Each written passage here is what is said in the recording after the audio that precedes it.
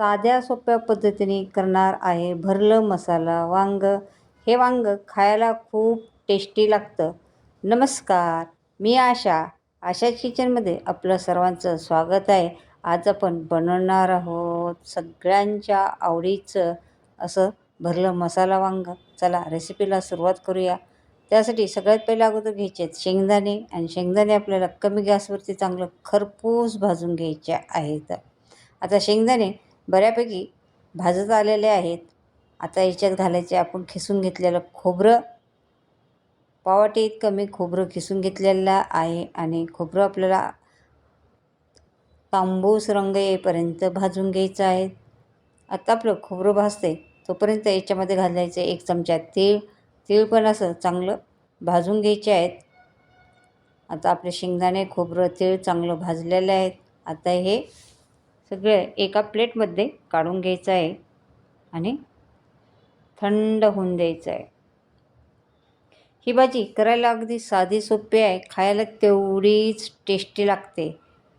आणि बघा, आता हे मिश्रण थंड होते तोपर्यंत आपण आता वांग्याची भाजी करायची म्हणजे आपल्याला लागणार आहे वांगी. आणि आता हे वांगे 4-5 पाण्याने स्वच्छ धुवून घेतलेले आहेत, आणि वांगे आपल्याला पाण्यातच ठेवायचे आहे. पाण्याच्या बाहेर वांगे काढायचे नाही, नाहीतर ते काळे पडतात. तर बघा अशा प्रकारे. आणि हे अगदी मी घेतले आहेत काटे वांगी, आणि काटे वांगे खायला खूप टेस्टी लागतात बरं का. आणि त्याच्यानंतर हलके हलकेसे त्याचे काटे काढून घ्यायचे आहेत, आणि देठ कट करून त्याच्यात 4 फोडी करून घ्यायच्या आहेत वांग्याच्या. हे पहा, अशा प्रकारे 4 फोडी करायच्या आहेत, आणि आतमध्ये पण पाहायचं आहे बरं का. आणि बघा खिडके वगैरे आहे का ते चेक करायचं आहे. आता आपले वांगे तर छान निघाले आहेत.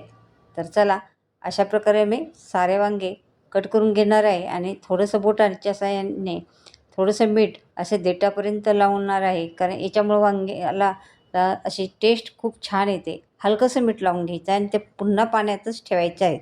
अशा प्रकारे सारे वांगे कट करायचे आहेत, आणि साऱ्या वांग्याला मीठ लावून पुन्हा पाण्यात ठेवायचं आहे. आणि हे सगळा मसाला आपल्याला मिक्सरच्या भांड्यामध्ये शेंगदाणे खोबरं तीळ आहे वाटून घ्यायचे आहे. त्याच्यामध्ये 1 इंच अद्रक बारीक कट करून घेतलेला आहे.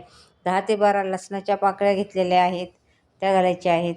आणि थोडीशी कोथिंबीर घालून मिक्सरच्या भांड्यामधून असं जाडसर वाटून घ्यायचं आहे. खूप असं बारीक नाही वाटायचं, हलकंसं जाडसर ठेवायचं आहे. आणि त्याच्यामध्ये आता घालायचे आहेत आपल्याला एक्स्ट्रा मसाले. आता याच्यामध्ये घालायचे 1 चमचा इतकं काश्मीरी लाल तिखट, आणि 1 चमचा काळा मसाला घेतलेला आहे, आणि 1 चमचा धने पावडर घेतलेले आहे. आणि याच्यामध्ये घालायचे चवीनुसार मीठ. आणि हे सगळा मसाला आपल्याला हा एकत्र करायचा आहे.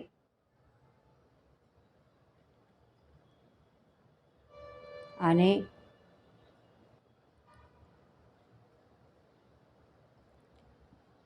हलकंसं थोडंसं पाणी घेऊन हलकंसं ओला करून घ्यायचं आहे. खूप असं जास्त पाणी घालायचं नाही आहे. आणि हा मसाला चांगला मिक्स करून घ्यायचा आहे.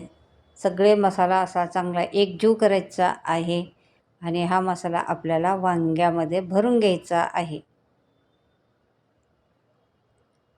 आता वांग्याची भाजी आपल्या मसाल्यावरती अवलंबून आहे बरं का. मसाला जेवढा टेस्टी बनेल तेवढी भाजी पण टेस्टी होणार आहे. तर बघा अशा प्रकारे आपण सारे वांगे मसाला असे दाबदाब भरून घ्यायचा आहे, आणि त्यातला थोडा मसाला असा शिल्लक ठेवायचा आहे. बघा अशा प्रकारे सारा मसाला भरून घेतलेला आहे. आता भाजी करायला तेल थोडं जास्त लागतं, कारण मसाल्याची भाजी आहे. तर त्यासाठी मी जवळजवळ 1 चमचा इतकं तेल घेतलेलं आहे, आणि हे तेल गरम होऊन द्यायचं आहे. 1 मोठा चमचा घेतलेला आहे.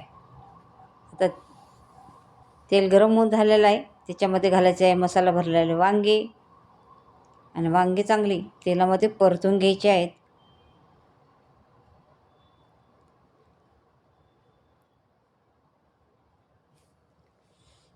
आता वांगी चांगली अशी परतून हलवून घ्यायची आहेत. आणि तिकडे तोपर्यंत मी पातेल्यामध्ये वांग्यामध्ये रस्यासाठी पाणी लागणार आहे, तर ते पाणी गरम करायला ठेवलेलं आहे. आणि हे वांगे तेलात चांगले परतत आहेत. आणि हा शिल्लक राहिलेला मसाला हा पण याच्यामध्ये घालून घ्यायचा आहे. मस्त मसाला झाला होता, त्याचा सुगंध पण छान सुटलेला.